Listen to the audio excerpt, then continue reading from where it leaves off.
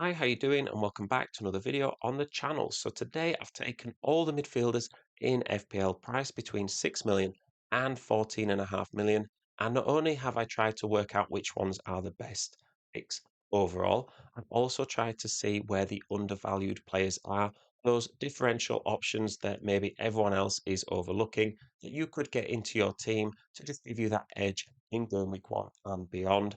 We do have some charts and data which I think are really interesting. And if you feel the same, please do subscribe if you're new, like the video, comment your thoughts. Honestly, the support has been amazing. We actually had 13 new subscribers in a day last week, which is phenomenal, really, for a small channel trying to grow. So if you can help us continue to do so, I would really appreciate it. So let's take a look at the first chart. And this one shows total points for each midfielder and their number of starts. So I decided to use starts over appearances and per 90 metrics because I felt like for per 90, player can come off the bench and perform really well for 10, 20 minutes, and their per 90 stats get inflated as a result, and it doesn't necessarily show an accurate view of what they're capable of. And let's face it, every week your headaches for FPL are really based around will a certain player start for their team or will they be on the bench? Because if they're never going to play 90 minutes anyway, you don't really want those players in your team. So I thought starts would be the best metric to compare. And automatically we can see that Mo Salah is head and shoulders above everyone else. Now, this isn't a video trying to convince you not to get Mo Salah in. He was the best player in FPL by a mile last year, and he'll probably be in and amongst the top point scorers this season too. But it's whether he is worth the value for money, and that's what we'll check out later in the video because last season he was priced at 12 or 12.5 million. This season at 14.5 million. He is a lot more expensive, and it's interesting to find out whether he is worth it. If you're thinking of moving away from Mo Salah, I would suggest looking at some of these players here because these are the players that were starting 36, 37, 38 games last season, and you know that they're going to be on the pitch. Not only that, but they were also some of the highest point scorers overall. So they've got that perfect combination of getting the game time and performing when doing so.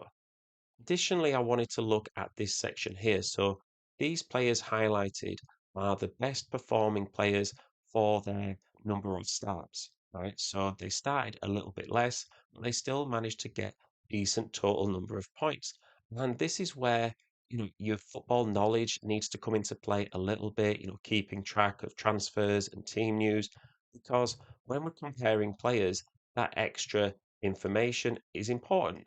Let's take Kevin Schade, for instance. We know that Brentford have sold Mbumo and they're probably going to sell Vissa as well. So Kevin Schade is more likely to get an increased number of starts this season, and hopefully his points total will increase as a result. You compare that to Leandro Trossard, and we know that Arsenal have signed Madueke, they've signed Gyökeres, and they've also got Havertz and Saka coming back from long-term injuries.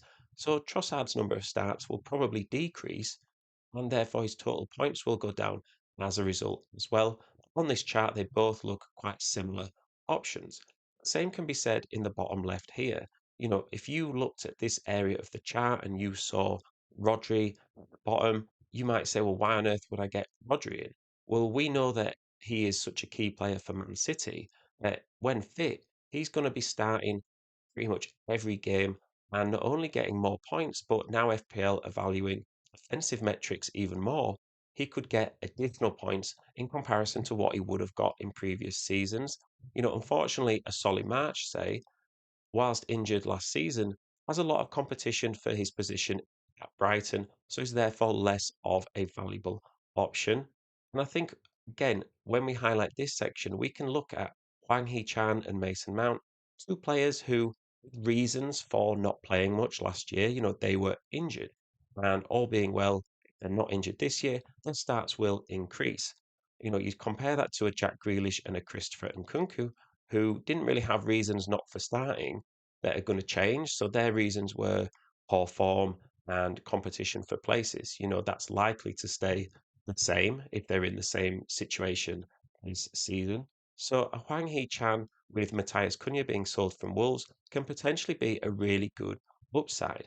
Now, I'm not saying you need to pick all your midfielders from the bottom left of this chart, far from it.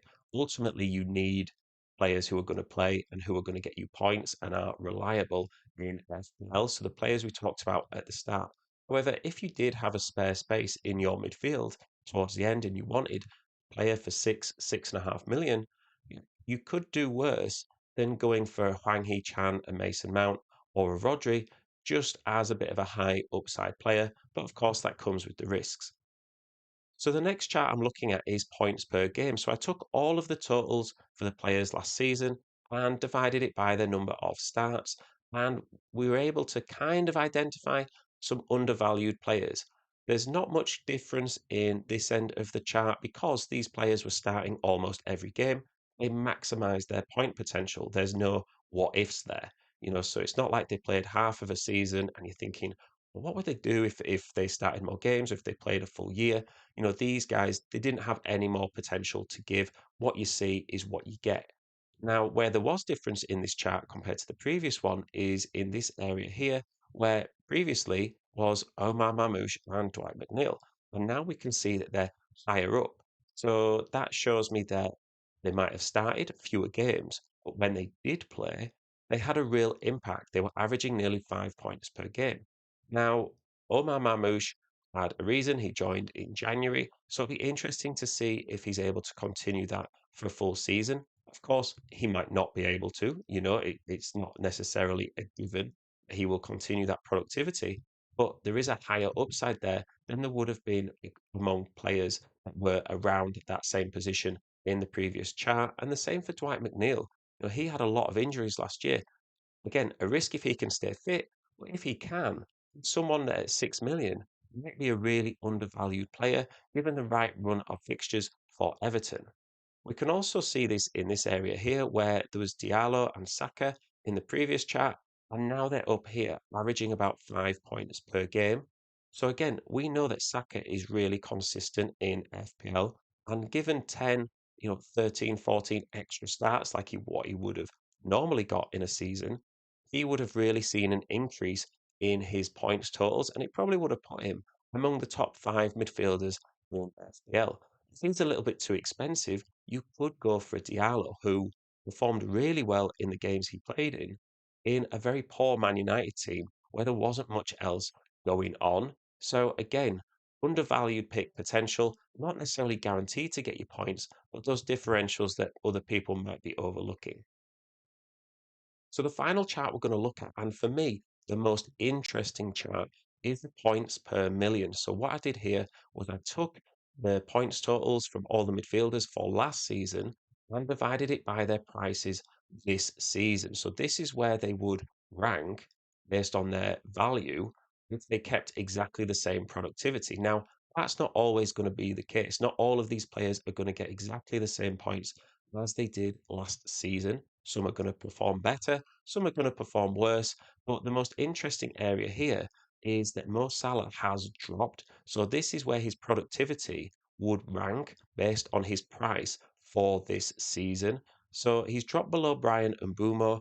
And not only is that a little bit interesting, it also shows that his value makes it so that this season he would have to even outperform last season's points in order to represent good value. Now, of course, it's not a be all and end all because he has that big points potential, captaincy potential that we can't really see here. So I'm not saying don't go for him.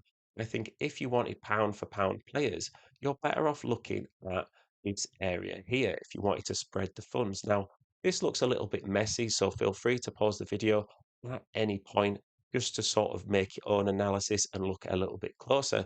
But these are the players who A were starting a lot of games last season, and B are the best points per million value of their price bracket. So I do just want to drill into this area here where we can see Alex Iwobi, Antoine Semenyo, Morgan Rogers, and Mikhail Damsgaard. And they are players who are the real top of their value, in my opinion. I understand Mikhail Damsgaard, like we said earlier, Brentford have sold a lot of forwards. He got 11 assists last season. A lot of his points came from assists. I think he only got 2 goals.